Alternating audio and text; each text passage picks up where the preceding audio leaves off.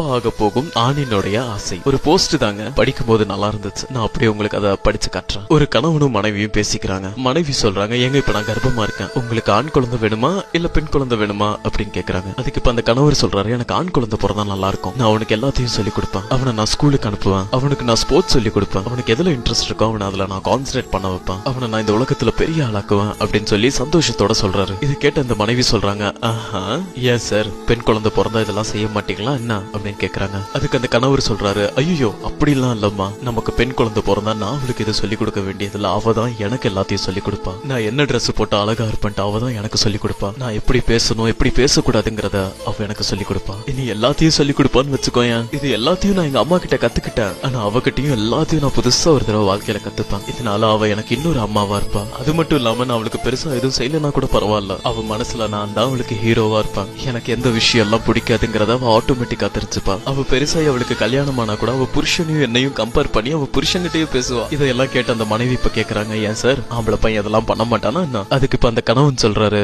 இல்ல இல்லம்மா, ஆம்பளை பையன் இது எல்லாத்தையும் பண்ண கத்துப்பான், ஆனா ஒரு பெண் குழந்தை இதை எல்லாத்தையும் எனக்கு கத்து கொடுப்பான். இப்ப அந்த மனைவி சொல்றாங்க, அவதான் நம்ம கூட நிரந்தரமா இருக்க மாட்டாளே அப்படிங்கிறாங்க. இப்ப அந்த கணவன் சொல்றாரு, உண்மைதான், அவ நம்ம கூட நிரந்தரமா இருக்க மாட்டா, ஆனா நம்ம அவளுடைய மனசுல ஸ்ட்ராங்கா இருப்போம், அதனால அவ நம்மளை விட்டு எவ்வளவு தூரம் போனாலும் அது பெரிய வித்தியாசத்தை கொடுக்காது, அதனால பெண் குழந்தைகளை பெற்ற ஆண்கள் அதிர்ஷ்டசாலிகள் தான்.